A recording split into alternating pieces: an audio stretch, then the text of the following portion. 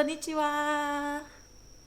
Recently, I had some moms reach out and they said they would really want their kid to learn a second language, but they'd rather just pay someone else to do it. It's just easier that way. They always get frustrated and they just cannot teach their kid anything, so they know good and well they ain't gonna be able to teach them a second language. So I wanted to make this video because I wanted to personally tell you, yes, you can. You can do it yourself with your kids. Yes. So let's chat about one of the biggest things playing against you, and that's body language. Learning time should not be a place of frustration.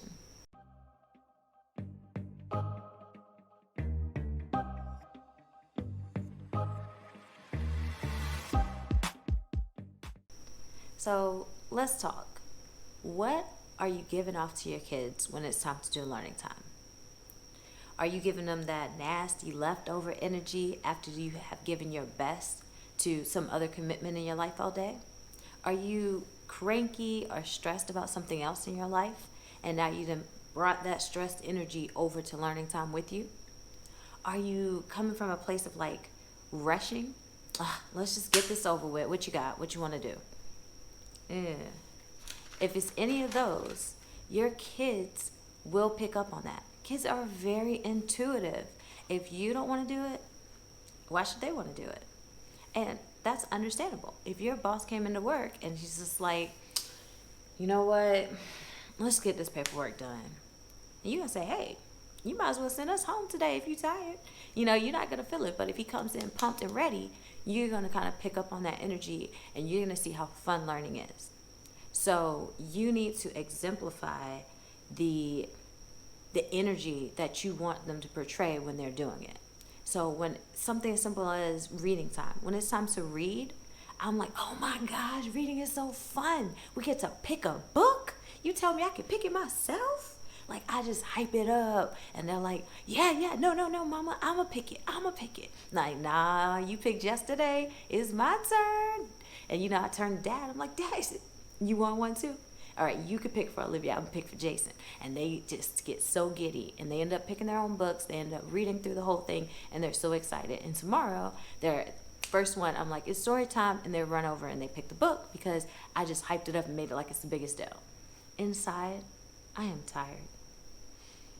I bike everywhere, y'all. And they be wanting to go to the park, play at the indoor place.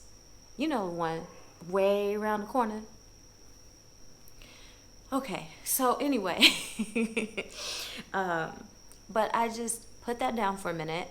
And I also know that I put my kids to bed at 8 p.m. consistently every night. So I have that time to be tired, to say, ooh, I just want to sit on this couch and watch TV. Ooh, I just want to Netflix with this ice cream. And I know that a lot of parents are not putting their kids to bed at consistent bedtimes, and therefore you're still dealing with them after hours. Like, put them to bed so that you can have your unwind time and you're not doing your unwind time on them. So how can we change this frustration to a happy learning time with your kids? Well, for one, we can change the atmosphere, like the tone as well as the place. Like, where they do their homework for regular school should not be the place we're doing our learning time, because we want learning time to be super fun. Unless your homework time is already super fun, which it should be. If you have younger kids like myself, Jason is 4, what I do is when I go to cook dinner, I already let Jason know, hey, buddy, I'm cooking dinner. Why don't you come over here and do a worksheet? And he just does one worksheet on the counter next to me while I'm cooking. And we'll talk about the cooking, we'll talk about the workbook, and we just already building that into our routine so that when he's older and he has to do homework, it's nothing. Like, it's already part of him that when mom starts cooking, I know I need to grab a book. So previous to that, I do believe that kids need to wind down after school. So when I get him from school, he can play video games, we can go to the park, he can play, they can both wind down. But when I come to cook dinner, then you come over. And it's only one little baby worksheet. He does that, and then he can go back to doing whatever he was doing. Okay, let's talk about our tone of voice. Don't be angry. If they get something wrong, it's okay. They're learning. They're not the expert on it, and even experts get things wrong. I see a lot of videos going viral on YouTube about parents yelling at their kids during homework time. And it's like, what are you angry about? She don't know what 2 plus 2 is. Okay. What's her favorite snack? Let's whip it out. She like fruit snacks? There are fruit snacks on the floor, and let's show them. Let's not just yell at them and say, well, 2 plus 2 is obviously 4. Maybe she's tired of fingers. Let's use her toes. Let's use her hair. What is 2 of mommy's hair plus 2 of mommy's hair? Ow, that hurts. What if you pull 4 of them?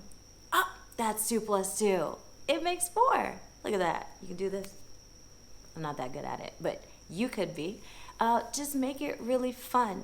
And I know you're tired after work or whatever you did all day, running errands or cleaning or just dealing with them all day.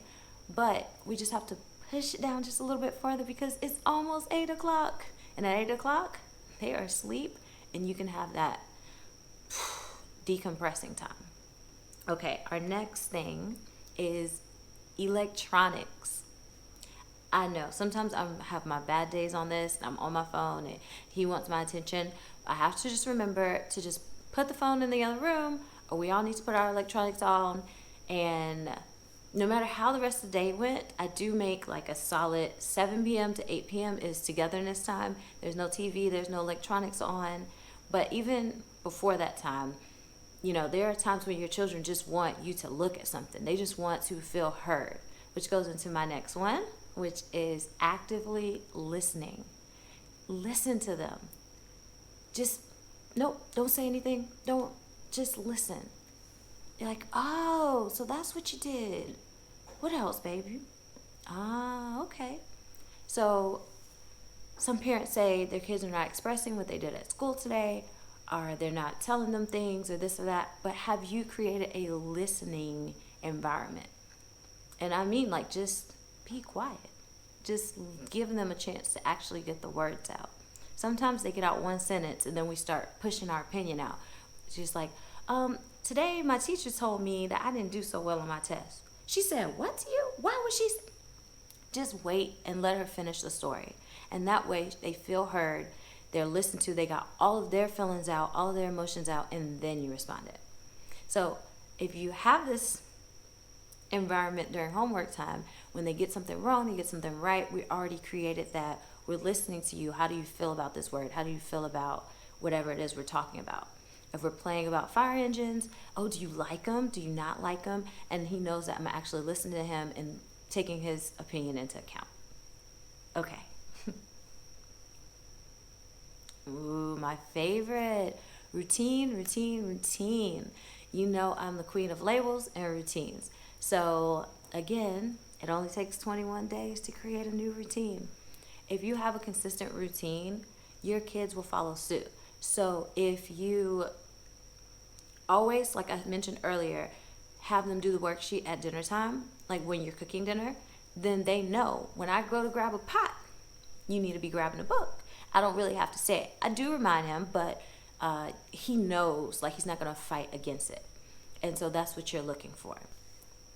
Lastly, make it fun. Make it interactive. It's learning time. It's not like they're not in a real job yet where they need to sit and work a 9 to 5. They're kids. And I'm talking about 13. I'm talking about 16-year-olds. Make it fun. If they're laughing, then they're learning. So that moves on to my second-ish last. I know I said last one. Is we're listening to them, right? So we know what their interests are. Just because they like Pokemon 3 months ago doesn't mean they like it now. They're always evolving on what they like best. So that works for us in language learning because when they like Pokemon, we could talk about the colors of the Pokemon, we could talk about what they are, what they're doing, what their abilities are, and we can introduce all those language skills. And now they like cars. Great. Now we can talk about speed, we can talk about roads, we can talk about types of cars, how they drive, they go up a hill, down a hill. It's all different kind of vocabulary. So the more they switch their likes, you just keep up and you switch your language vocabulary and grammar for that week. All right, that's my 2 cents for the week. I'll see you next time. Jane.